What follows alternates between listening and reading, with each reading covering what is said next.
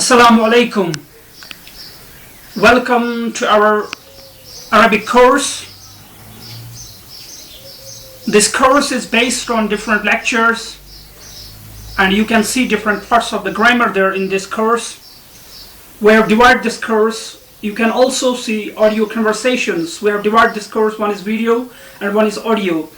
In audio, you can find another student of mine, Fareed Quraishi, who is learning this language and is capable to deliver the lectures, and you can see in practice lessons him also delivering lectures. And you can note our address, bukharihamid786@gmail.com, or you can log on to fareedquraishi@gmail.com.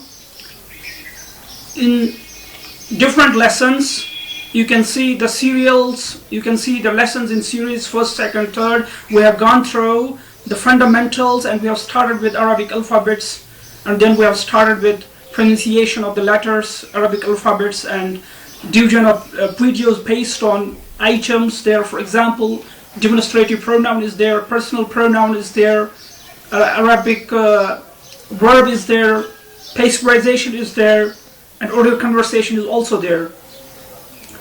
In this course, in this very video, I will go with the fundamentals of Arabic language and its introduction. You will see Arabic was developed in early centuries, immediately preceding to Islamic period. And we see the contribution of Arabian poets. They made the language very rich, and it was open to everyone, or there was a great flexibility of this language. And we see that in this language, it's very important for Muslims, very much important, and it's obligation. It's almost obligation for Muslims to learn this language if they want to learn religion, if they want to learn Arabic language. So it becomes very much obligation for them. As when God says, and when He created Adam, and what He says about Adam, that I taught him language ala mahul bayan. So our ultimate goal to learn this language is nothing but to learn Quran and Hadith of Prophet Muhammad sallallahu alaihi wasallam. So this will be our goal and ultimate aim for the people to learn language, Arabic language. In the introduction, we see that in 9th and 10th centuries, there was underway a great intellectual movement in Baghdad. And when this intellectual movement came forward there, and we see great number of texts from Greek, from different languages, they were translated into Arabic language. So Arabic became very much rich, and when it was the capital in Damascus, and later it was the capital in Baghdad, when it became the administrative language. So in this lesson, also later we will see a little time we'll spare with our student who will make the practice lesson about demonstrative pronoun. It will be based on introduction, not he will teach the demonstrative pronouns.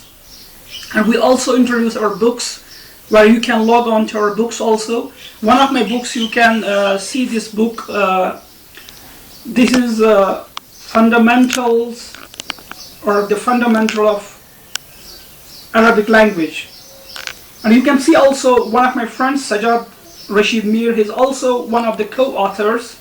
We have written so many books based on Arabic language, dua, to learn language, so many cassettes, so many videos. At least we have written 20 books, and our ultimate goal is to learn this language for Quran and Hadith.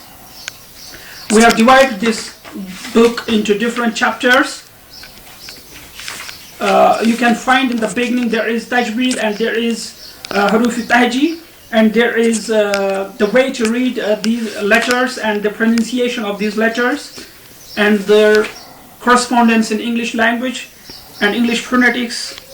And then we have introduced some simple sentence and about demonstrative pronouns, about personal pronouns.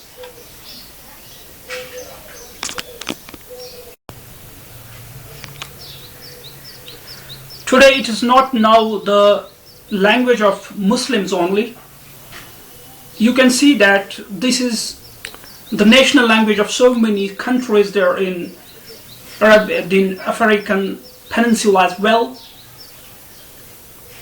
And this is the language of so many countries now, including Saudi Arabian countries. You can see Iraq, you can see Sudan, you can see Lebanon, you can see Libya, you can see Egypt, you can see Iraq, you can see Bahrain, you can see so many states also, so many countries also. The madrasas there in India or in Pakistan, the language is being taught there, and stress is being led there to learn this language, besides going through Hafz Quran, besides going through Hadith. And when we come to Arabic language, you can see that when the work was started by Arabian intellectuals, Arabian grammarians, to make this language to reach the people and to give the service to the people. The first complete dictionary of this language was devised by Al-Khalil. And when we see in his book, that's very good book, very marvelous book, that was the beginning of writing dictionaries. It is Kitabul Ain in his name. And you can see in the beginning there is the way to give the phonetic division of Arabic alphabets and others, and you can see all the Arabic roots there also. So many scholars, they are to this extent also to say that you have to do very much hard for this language to learn, as it becomes, or it will testify your shahada. As Imam Shafi says that it's compulsory for every Muslim to learn this language. And even Shaykhul Islam Ibn Taymiyyah says that it's obligation for Muslims to learn this language. The Arabic language, when we see at the time of Renaissance, how the knowledge reached, which was there in Arabic scriptures, the great scientists, great poets, the great scholars of Arabic, they have written great books in Arabic language. And when people, they came from European countries and they came here to learn they came here to get knowledge here, and when they reached again there to European countries, they returned to European countries, there was Renaissance. Even Greek books, or even the texts of Aristotle, texts of Plato, texts of other European philosophers, when you see that there was Dark Age, and the books were here, they were here somehow, they were found the books, and later they were translated into Arabic, and people came here, they learned these books, even Arabian books, Arabian scientists, and it was that was Muslim period. That was a great period in Islam, and Islam had altogether almost they had given a new renaissance to the people of this world.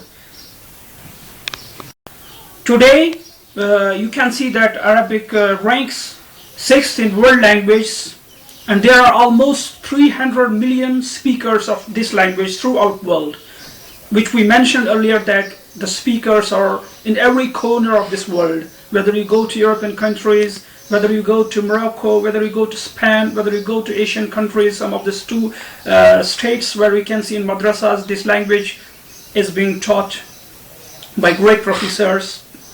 So this language has become the era has become in such a position where you need to teach this language, because whenever you are talking about Quran, most of times you are talking about translation of this Quran, because so many people, they are not able to talk, or they are not able to understand. Yes, indeed, when we say, we always talk of Quranic translation. As I mentioned that people are not able to talk or understand Arabic language. If we apply logic or philosophical logic to language, what God wants to convey to the people in Quran in so many places, as in Surah Yusuf, Ayah 2, and what we are asked by God, enjoined by God, is that we have sent down it as an Arabic Quran so you may understand it. what God wants to convey, which type of message God wants to convey through this language, is that you have to go through different practices to learn this language. As we see, there were different styles in Arabic. When we are looking at different written literature, different proses, different poems of different authors, different poets, great poets of pre-Islamic period, we see a different style. And when Quran was revealed, and most probably in Quraysh dialect at that time, as we call it, the classical dialect, a new style reached to people, and that style was not created by any person, created by any worldly person, or created by any prophet, but it was created by none other than God, Allah subhanahu wa ta'ala.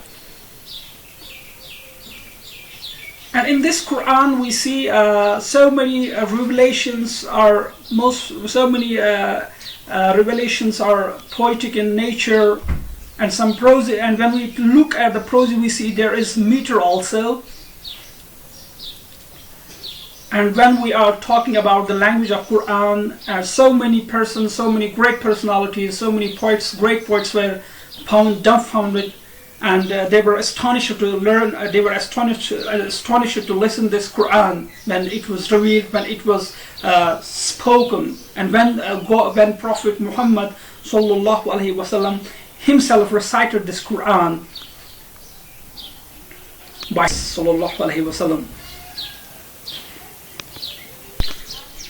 At last, I would like to convey a message to all people to join our course, and we'll be happy to make the conversation with you.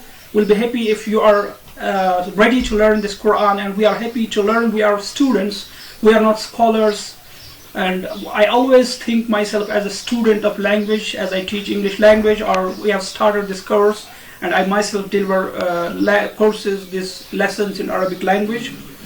So at last, I would again repeat that it's a part of religion, as says Sheikh Allama Ibn Taymiyyah says that it's a part of religion, and knowing it is an obligation for everyone. So we'll go through, not the practice lesson will not be practiced there on the